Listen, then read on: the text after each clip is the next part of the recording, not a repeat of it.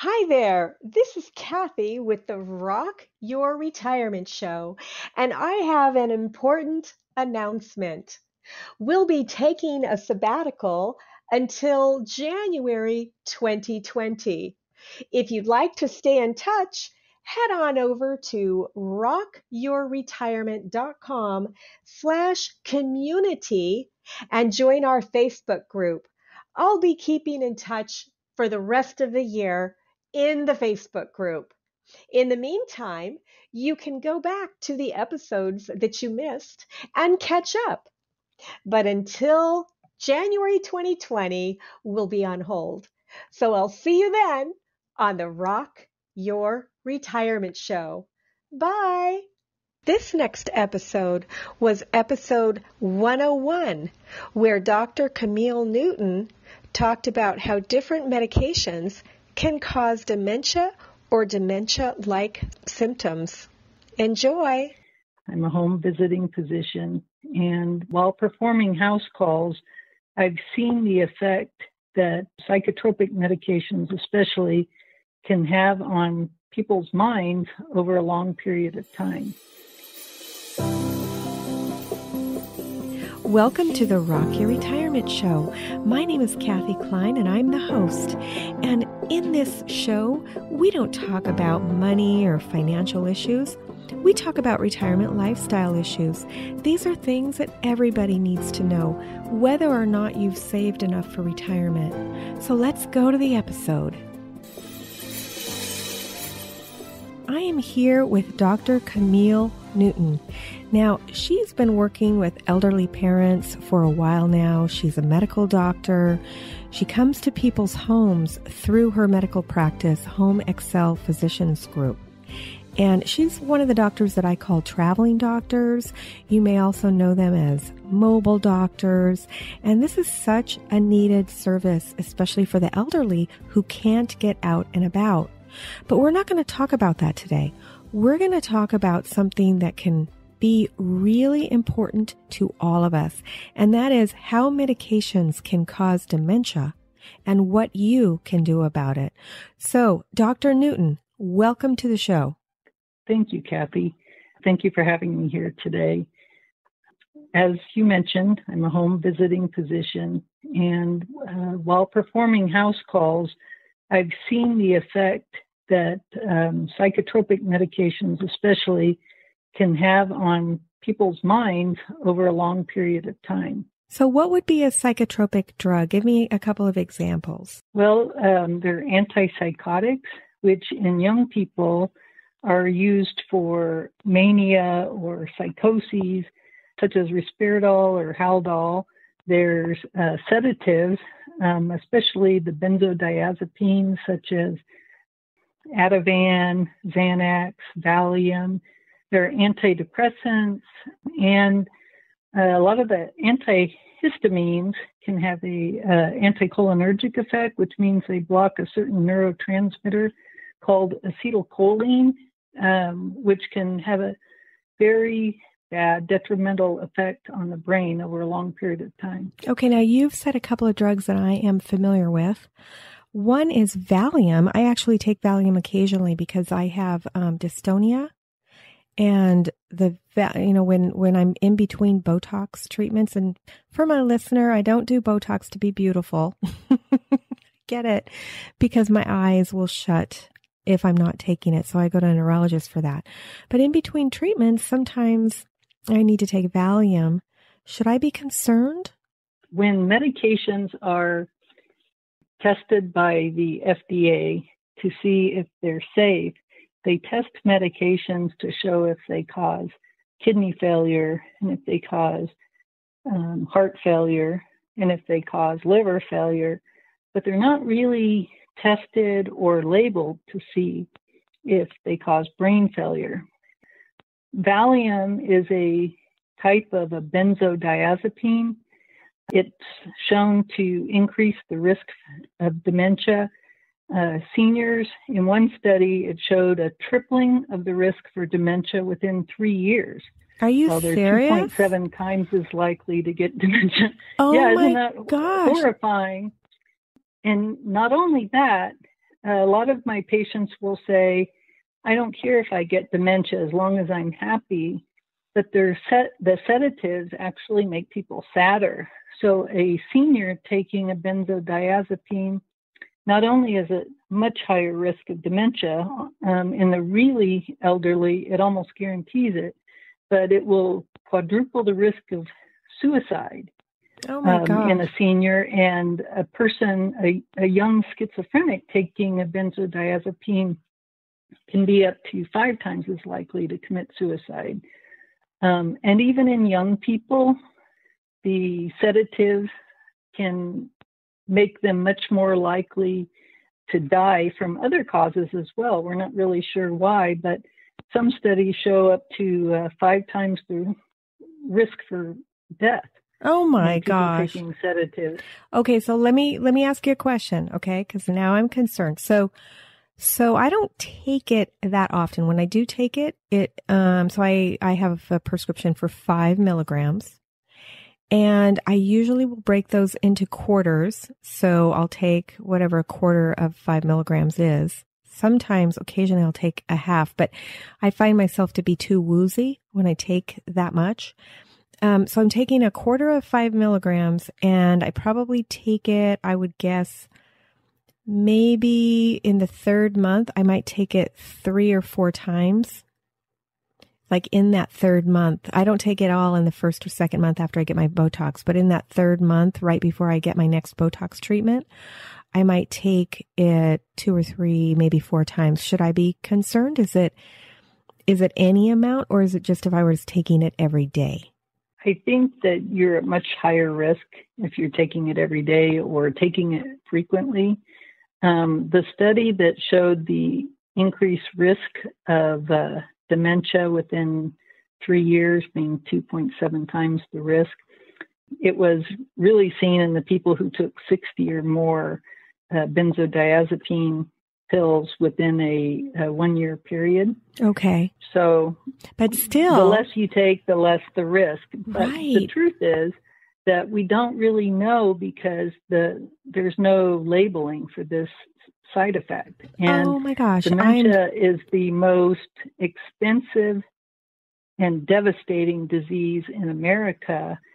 And yet, I believe, and I've seen in my own patient population, most cases of dementia, if not all of my patients, can be attributed to medications they were taking in the past. Really? It's a devastating problem that there's no warning. So I see people given warning on how to prevent dementia. They're told, oh, you need to eat right, you need to exercise, you need to, do these word games. But the truth is those methods have shown little, if any, benefit. And yet we're selling people medicines that do the opposite of medicines such as anticholinergics that cause dementia. We sell people medicines and say, oh, here, take Aricept because it increases acetylcholine, and increasing acetylcholine in the neurotransmitter is going to make your brain work better and you're less likely to get dementia. So the doctors are saying, we know this, that increasing acetylcholine helps improve your cognition, yet we're letting people go to the grocery store and, buy Tylenol PM, which has basically Benadryl in it, or Zantac, or Detrol is now sold in a patch. And these medicines have the anticholinergic effect, which blocks the neurotransmitter acetylcholine, basically working the opposite in the brain, causing dementia. So you're saying that Benadryl can cause dementia? Absolutely. Oh my Absolutely. gosh. All these medications I take, and I'm like, oh my gosh, I'm putting myself at risk for dementia. What people don't realize is that when the FDA labels medications, we look at the other organs and we treat them as organs, but we don't look at the brain as an organ. Our brain is just like all the other organs. It's so sensitive to every chemical that we put in our body. My father, for instance, he was a forest ranger. He had a master's degree in education. He was very active. He taught at the college level, and he was diagnosed with dementia at age 70. Well, I look back at his history, and as I've learned more over the years that these anticholinergic medicines can cause dementia, I remembered that as we were growing up, my dad started taking a quercetin every night. Well, when you take quercetin, it contains a very strong anticholinergic medication in it called chlorpheniramine. And my dad was basically taking a very strong anticholinergic for years and years. He was diagnosed with dementia at age 70, and by the time he was 77, he no longer could walk. It was basically his brain, he couldn't talk. His brain had quit telling his body what to do. And then one day he tried to get out of bed, and he just fell and broke his hip and ended up passing away from the complications of a broken hip at 77 years old. Looking back and knowing that my dad would go to the grocery store and, you know, if he had a cough or a cold or a sniffle or hay fever, he would take this quercetin. Over time, he probably felt like he couldn't fall asleep without it because the anticholinergics are very sedating. So people can become dependent on them because they feel like they're going to die if they lose a night's sleep. I am completely alarmed. I am so alarmed because for a long time, I was taking Benadryl every night because I couldn't sleep because I was stuffed up. You know, I was told, well, if you take a Benadryl every night, there's really no risk. You're not going to get addicted to it. And that will help you. And it also makes you a little drowsy, so you'll be fine. So you know what? I am totally alarmed right now, Dr. Newton. We do need to take a break. And when we come back, I'm going to ask you, what can we do to keep our brains staying healthier? Because some of these drugs, I feel like you need. So we'll come back after the break, and Dr. Newton will give us some, not medical advice over the podcast, but she'll tell us what some of the things that we can do. Want to support the show? I do this show as a love project for you, the listener, but I have expenses. I have to pay for the hosting of this show every month. There's also the creation of the show notes. There's the editing, because I certainly can't do that myself. So I've created a place where you can go to support the show for as little as $1 a month. Just go to rockyourretirement.com/support and select your level of support. It would mean the world to me. So welcome back to the Rock Your Retirement Show. I am here with Dr. Newton, and she's a medical doctor, and she's been talking to us about how some very common medications that I personally take cause dementia. And she found this out because she was working with patients. Almost all of them that had dementia were taking these medications. And then, Dr. Newton, did you do some research? How did you connect the dots? Well, many years ago, while I was in my residency program, I started subscribing to something called Journal Watch, which is basically these doctors go through the top 20 research articles in all the medical journals that are out there, and they find the top 20 articles and write a summary of them and publish it every 2 weeks. And so it allowed me I started reading these and taking tests on them twice a year, and it allowed me to learn from the literature, all the literature that is out there.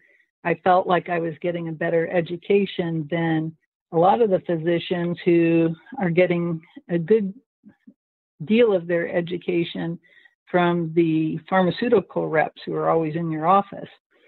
And what I kept seeing over and over again were that a lot of the medications that we think are safe, seeing articles that they're not so safe. And I started collecting them. I now have over 530 articles in my collection.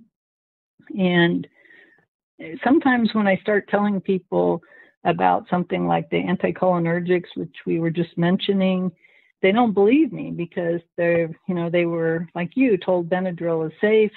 And so I would start pulling these research articles out. I would start handing them to other doctors. I started training doctors at Camp Pendleton Naval Hospital who were doing their residency, and sending them the research articles and kind of quizzing them on them and hoping that they carry on the tradition of watching the medications that people are taking and thinking before you prescribe a medication such as Valium or such as Benadryl, or other medications that can be hard on people's brains. The antipsychotics, I think, are especially bad.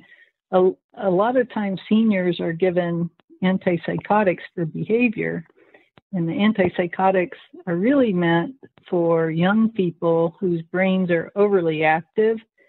Antipsychotics work by blocking dopamine, and if you block dopamine in a senior, you basically are creating a pseudo Parkinson's. So seniors given antipsychotics can lose their ability to walk.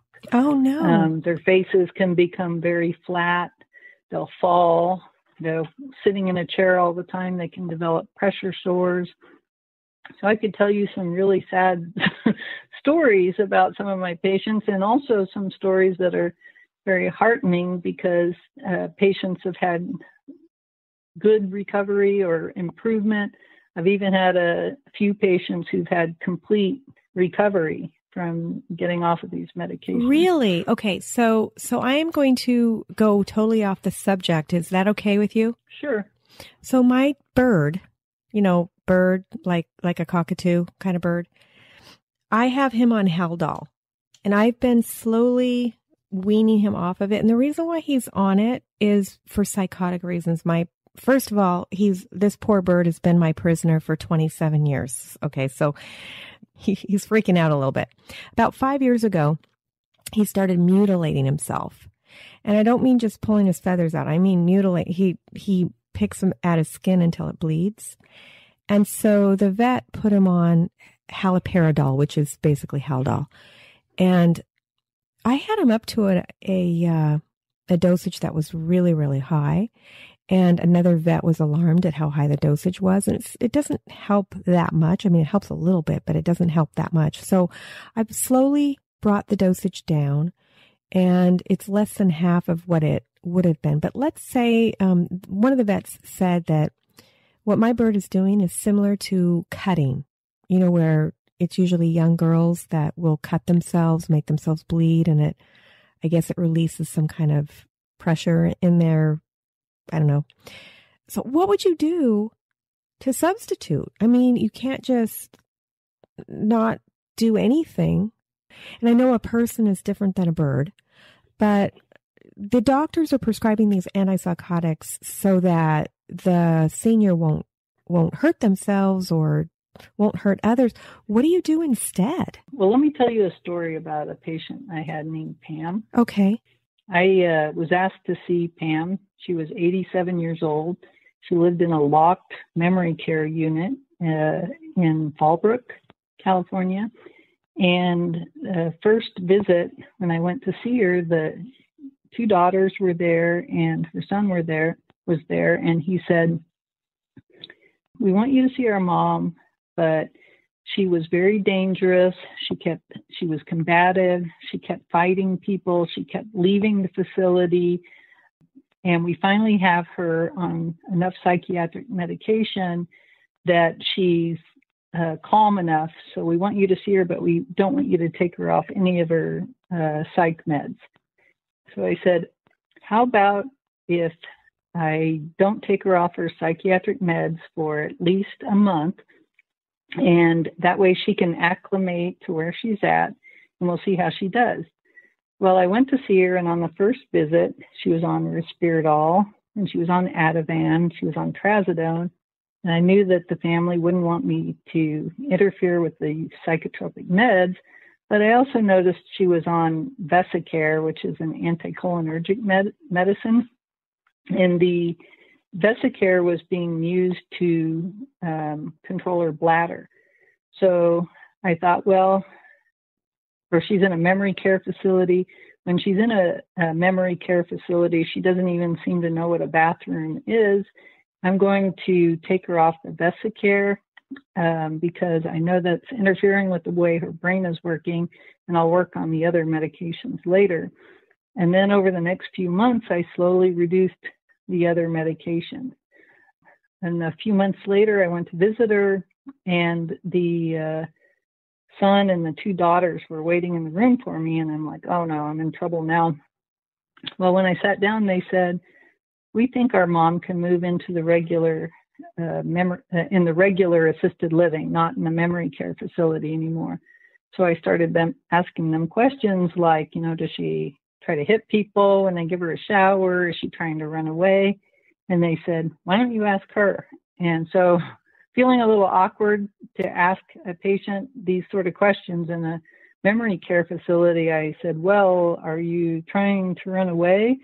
And she said, no, I like it here, but they have a room for me in the regular assisted living, and the people here said that they thought that I could move into that room, and I really like the room. I'm like, are you letting people give you a shower? And she says, if they would really feel the need to help me, but I don't really think I need help with showers anymore. And she was answering these questions like a completely different person. Oh my gosh. So my first visit, she had not been able to communicate with me. She had fallen twice on that day. Here it was just a few months later.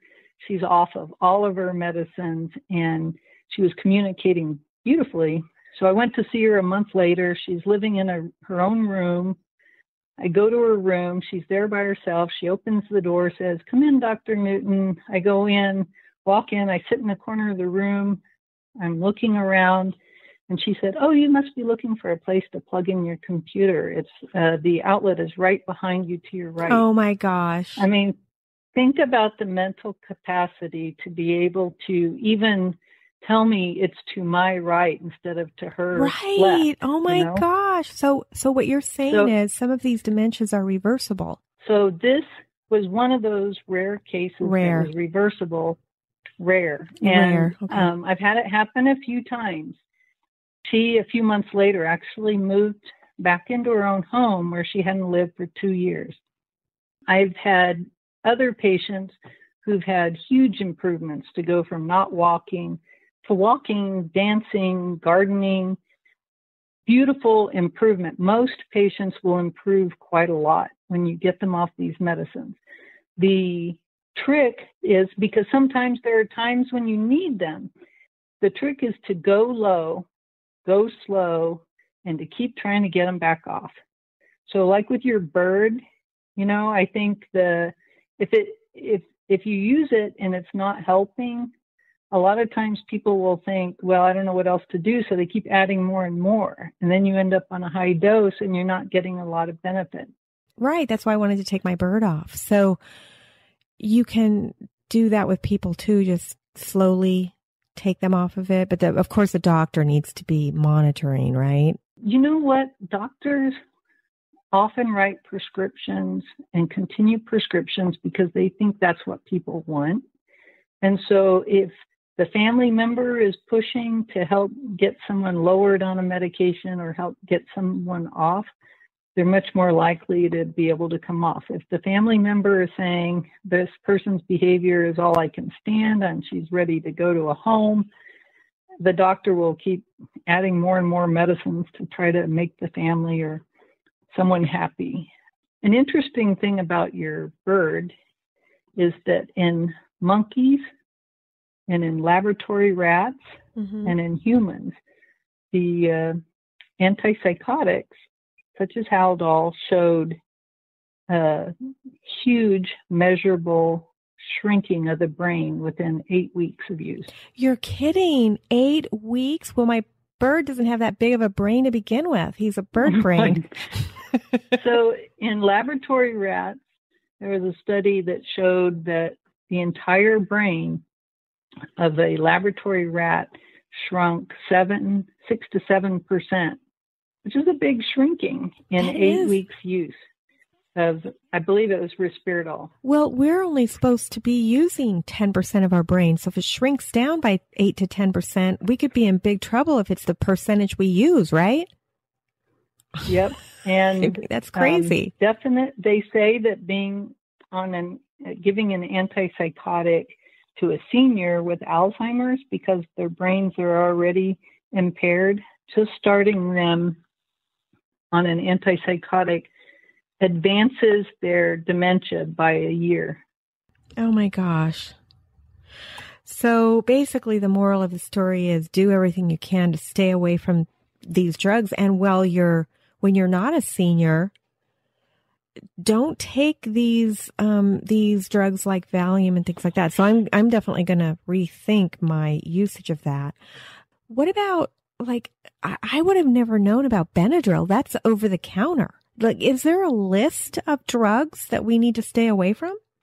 My recommendation would be because there are some medications we know cause dementia. We know that the anticholinergic medications cause dementia. If you were to Google... I'd never heard that anticholinergic. To me, that sounds like, okay, so you're going to laugh, but to me, it's anticholinergic sounds like something that's going to make me not have to run to the bathroom really fast.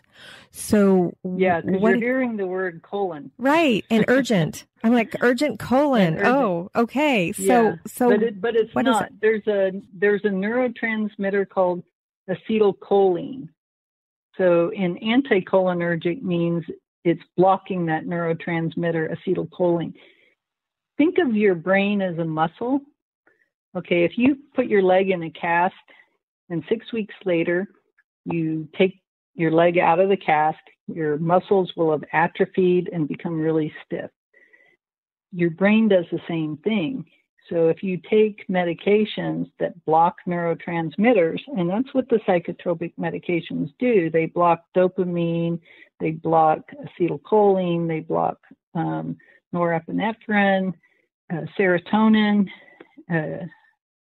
Anyway, when you take a medication that blocks these neurotransmitters, it's like putting your brain in a cast and the brain starts to atrophy. But how do I know if it's a neurotransmitter? I mean, because I would have not known about Benadryl if you wouldn't have told me. There needs to be a warning. And that is my primary goal for wanting to talk with you today. And that's my primary goal for trying to educate residents. There is no warning. There is no list of medicines. There is no FDA marking of a medication to say this affects your brain over time. They don't even list the anticholinergic activity of medications. They don't tell you that the benzodiazepines can cause dementia. They don't tell you antipsychotics or antidepressants can cause dementia. There's no warning. And we know it as a class effect.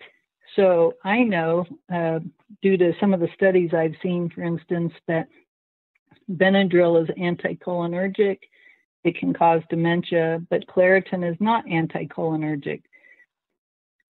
Allegra is not anticholinergic. Zyrtec is a little bit anticholinergic, but not a lot. So you're much safer as far as acetylcholine goes and anticholinergic activity goes if you have allergy symptoms and take Allegra or Claritin than if you were to take Benadryl. Interesting. If you have stomach upset, you go to the pharmacy, you look at the wall, there's Tagamet, there's Zantac, there's Pepcid. Little do you know that Tagamet and Zantac, or their generic equivalents, are very anticholinergic, but Pepcid is not. So you grab one or you grab the other, and you start taking one or you start taking the other, 5 years later, it can make all the difference. You might be living in a memory care facility if you take Zantac for 5 years versus Pepcid. The medicines do the same thing, but one is anticholinergic and the other isn't. Do we know, though, because both of them are H2 blockers, do we know that if blocking the histamine receptor causes dementia? I don't know. The reason I don't know is because we don't test medicines to see if they cause dementia over time. It's a huge error in our whole system of testing medications. And why? Maybe they think it's too expensive to test a medication to see if it causes dementia over time. Yet Alzheimer's or dementia is the most expensive illness in America. And it's not covered. It's not covered by Medicare. I mean, in the care, people having to take time off work, to lose their jobs, to hire somebody, all of it. Watching my mom trying to take care of my dad. My dad had been the rock of the family. He had looked after everybody.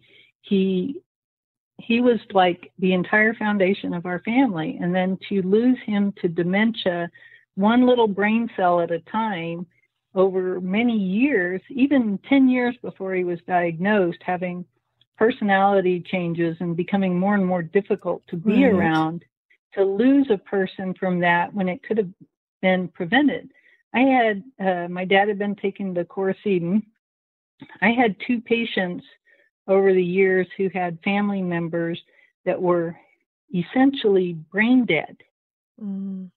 Essentially no purposeful movement.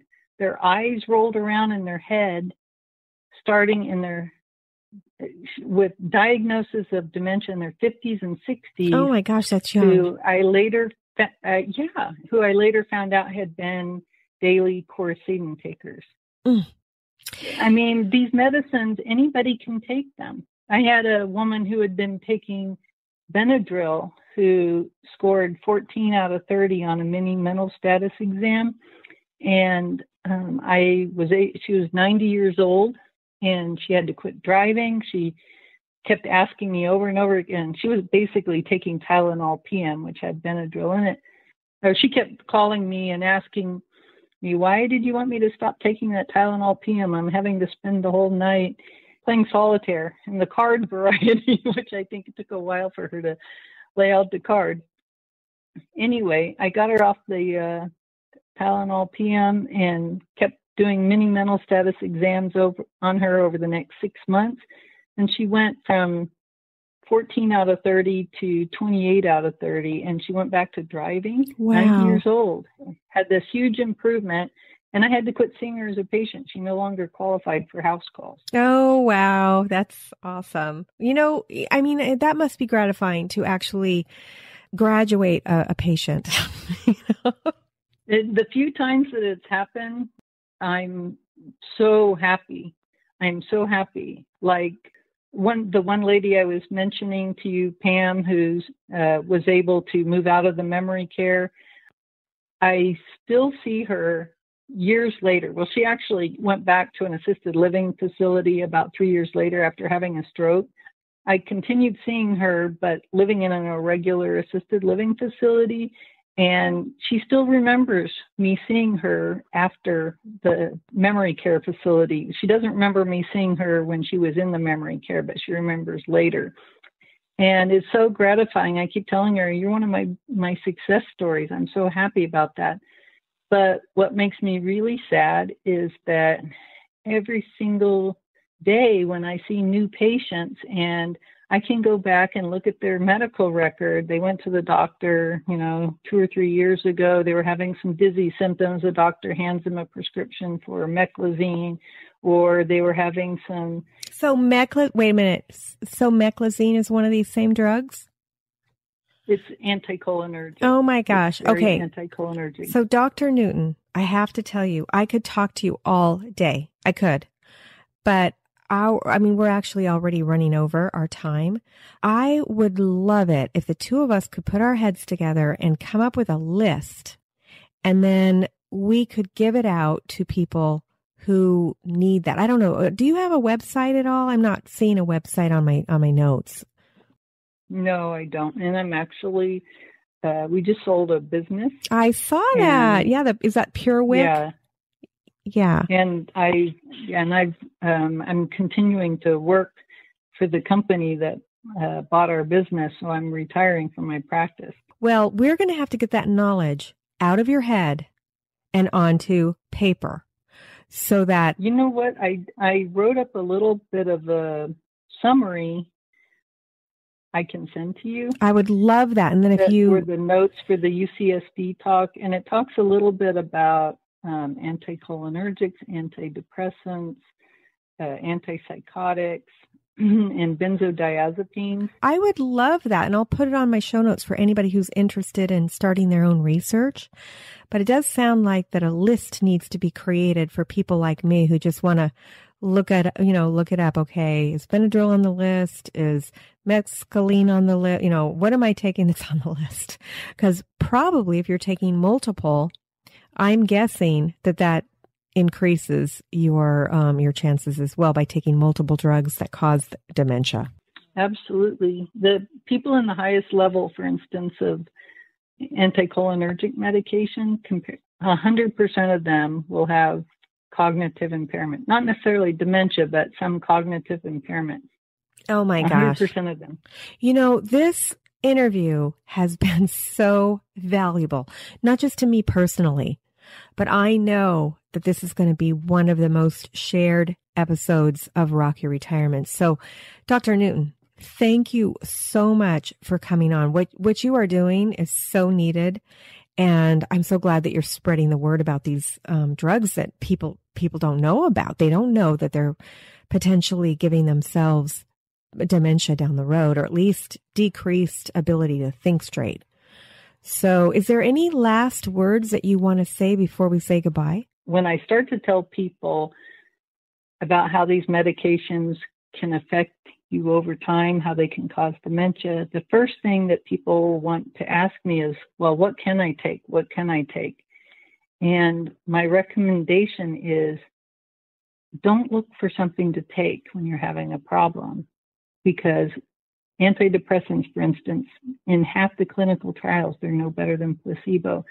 Sleeping pills, people become used to them, and after a few weeks, they sleep no better with them than without them. Even the antipsychotics don't do much to control behavior, if any, in seniors, and they make people fall. Don't look for a pill to fix your problem. And if you are on a medication and you don't know what it's doing to you over time, then see if you really need to be on it. Question every medicine. Question your doctor and say, do I really need to take this? That's my recommendation. That is a really good recommendation. Thank you so much for that. This has been just really eye-opening, Dr. Newton. Thank you again for coming on the show. And for my listener, we'll see you next time on Rock Your Retirement.